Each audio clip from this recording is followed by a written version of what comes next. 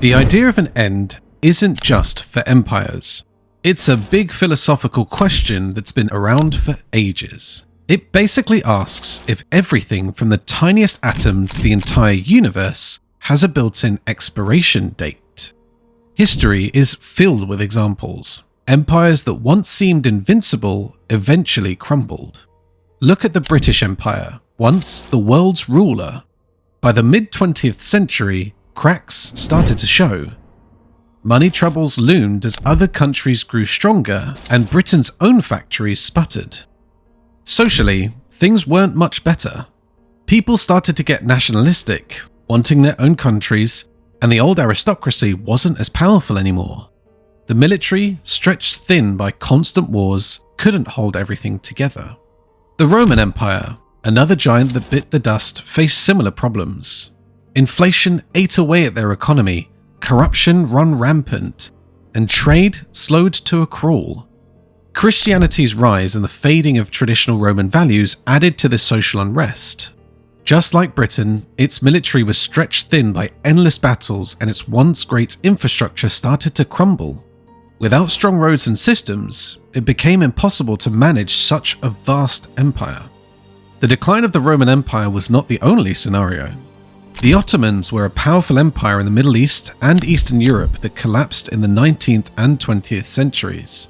They had similar issues, a sick economy when other countries progressed, sagging industry, and societal unrest due to nationalism and the disappearance of the aristocracy. Similar to Rome and Britain, their military was involved in a number of wars and their structures deteriorated, which made it impossible for them to continue with their huge empire. Perhaps even today's global power, the United States of America, might be hearing echoes of the past. There are signs of decline, internal corruption, overextension of its military, and the appearance of new geopolitical challenges such as China. America's power is eroding due to China's emergence and due to the economic and military deterioration of America. A book by Moises Naim entitled The End of Power advances this proposition. According to Naim, power is in transition worldwide, and new actors and innovations are emerging to reshape industrial relations. The rise of China and India, a more interconnected world, and America's internal issues like debt, political division, and social fragmentation all contribute to this potential decline. The COVID-19 pandemic served as a stark reminder of these vulnerabilities. Many countries, including the United States, struggled to contain the virus. This crisis exposed deep ideological divides.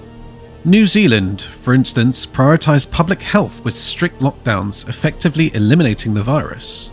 In contrast, the United States, with its individualistic tendencies, focused on protecting the wealthy and powerful, allowing them to continue business whilst many others suffered.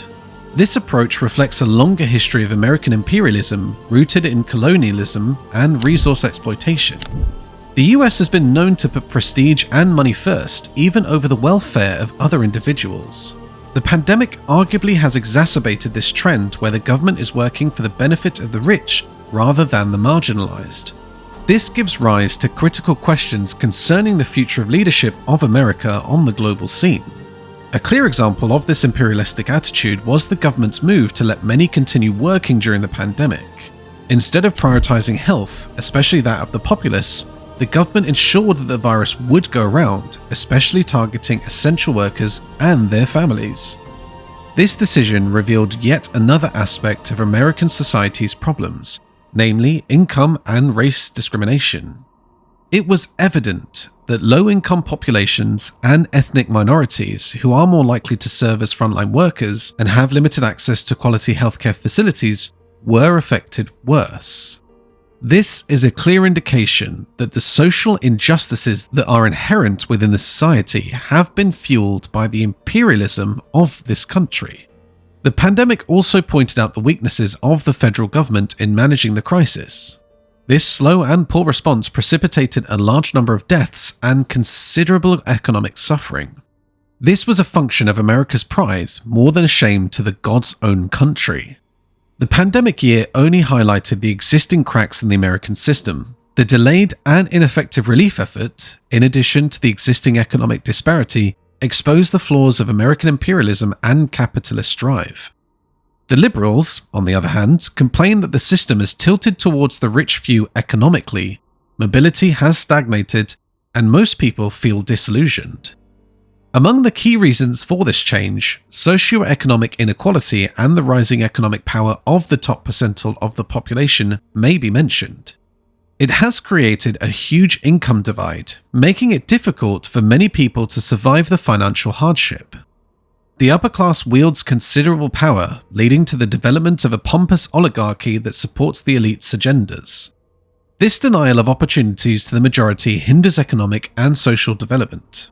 The widening wealth gap is another factor contributing to the decline. It creates a rigid class system where upward mobility is limited.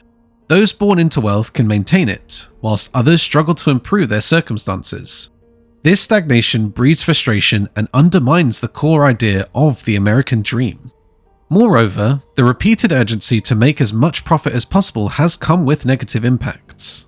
Unethical exploitation of resources has resulted in pollution of the environment, climate change, and the destruction of ecosystems. This damage again has a huge economic implication in terms of wasted resources, infrastructure, and displaced persons. Cuts in social welfare trigger the deterioration of the economy's base in the United States. Structural programs such as health, education, and social security offered protection to many. Their deterioration has seen a large number of people in the country having no basic needs met. This not only causes human suffering, but also slows down the pace of development.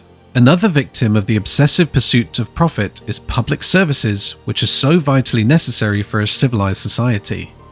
These include areas of health, education, physical facilities, and social services. This has resulted in reduced economic growth, increased inequality, reduced overall standards of living, and weakened the position of the nation in the world economy. This is evident by the absence of social amenities such as roads, bridges, and electricity, amongst others.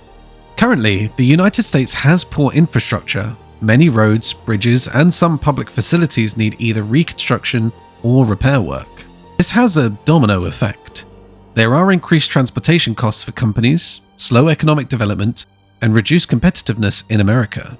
This urgency is based on a study conducted by the American Society of Civil Engineers to indicate that around $2 trillion would be needed over the next decade to finance infrastructures to meet the present standard. Another important field is education for the public. A colossal education emergency exists in the United States, wherein many schools lack efficient resources and service provisioning. This has resulted in low economic mobility and increased inequality. Civil liberties are thus denied to students from families with the financial might to afford private education, whilst the rest lag behind. A study by the Economic Policy Institute gives a rather bleak picture, where the US is ranked only 28 in the overall education quality and an appalling 38 in primary education. The decline is not limited to the simple structures of the healthcare system. People in the US are experiencing a massive shortage of healthcare, and many cannot even afford a basic service. As a result, this leads to the formation of a two-tier society, thereby increasing the gap between the haves and the have-nots. People who can pay for private insurance are privileged, whilst other individuals feel the pinch or opt out of a health service altogether. A Commonwealth Fund study exposes this disparity. In terms of quantity, the USA spends much more money on healthcare than any other country, but in terms of quality, the US is only 11th. Social welfare programs are also not spared. Large-scale social welfare gaps mean inadequate access to food and affordable housing for many of the population. Lack of support simply results in lower economic status and status inequality, which continues to widen. According to the data from the US Census Bureau, around 46.2 million Americans are living below the poverty line, which is the highest figure recorded in the last 50 years. There are also losses to the US economy due to corruption. These negative impacts include a negative effect on economic growth, augmentation of the gap between the rich and the poor, and the general downward trend in the standard of living. Competitions become skewed, resources are not well utilized, and the public's faith is undermined. This is because corruption has several negative outcomes for the economy, one of which is the discouragement of investment. This results in declines in economic growth since foreign investors are repelled by the instability and unpredictability of corruption. The paper done by the International Monetary Fund indicates that corruption reduces direct foreign investment by an average of 20%. It is said that this sort of erosion has broader consequences that slow down development and deepen the divide between those who possess and those who lack. Corruption also affects the expenditure of the government since it influences the allocation and utilization of resources of the government. This may lead to abuse of the position held whereby funds are channeled towards projects that may not benefit the general public. This leads to inadequate funding of important sectors such as education and healthcare, which are key in the development of any economy. According to a study conducted by the World Bank, corruption is likely to lead to a 30% decrease in investment in education. In addition, corruption undermines the competitiveness of industries in the United States. In some cases, bureaucrats are likely to side with the firms that offer them bribery, and this could slow down competition and innovation. This can prove disastrous for whole industries in which competition on the international front becomes almost impossible. Another factor believed to have led to the deterioration is what is referred to as moral decadence, or the decline of moral values and principles in the US. It's attributed to several undesirable effects on the economy, such as reduced rates of economic growth, greater income disparity, and a decreased economic welfare of citizens. One way this plays out is through individual behavior. When people lack strong moral compasses, they might be more likely to engage in risky actions with their money, like excessive spending, taking on too much debt, or even substance abuse. This can obviously hurt the economy as a whole. For example, a Federal Reserve study linked rising debt and credit card use to slower growth and a wider gap between the rich and the poor. Another area impacted by the erosion of moral values is the family unit. A weakening of the family structure can lead to more poverty, crime, and social unrest, all of which have negative economic effects. This decline in moral values is also seen as affecting the workplace. When workers lack a strong sense of right or wrong, it can lead to decreased productivity, increased absenteeism, and overall lower morale.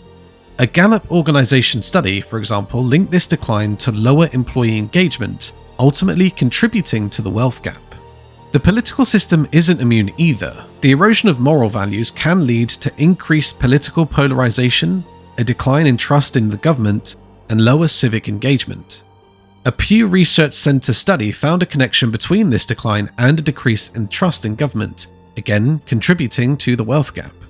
Loneliness is another recent trend seen as a potential contributor to America's decline. The issue has been steadily rising, with the pandemic accelerating it. This growing social discontent can have far-reaching consequences for the country's economic and social stability. First of all, loneliness is associated with numerous adverse health effects such as the risk of cardiovascular diseases, dementia, and mortality. This in turn means considerable pressure on the healthcare facilities, which can hamper the overall development of the country's economy. Besides, loneliness is affiliated with increased cases of anxiety, depression, and substance use, thus worsening the deterioration of individual and social welfare. The effects of loneliness do not stop at the aspect of health. This in turn makes one feel so useless and out of touch with the rest of society. This may lead to people paying less attention to the overall welfare of society and the country as a whole due to the established feelings of loneliness. This can result in a decrease in civil responsibility and participation, a lack of respect for the authorities, and degradation of the social structure, which is crucial for a stable society. Also, loneliness increased significantly primarily among minorities and other vulnerable populations, deepening the existing extent of social and economic disparities. This causes demoralization and erodes unity, which is a vital component of creating a prosperous society.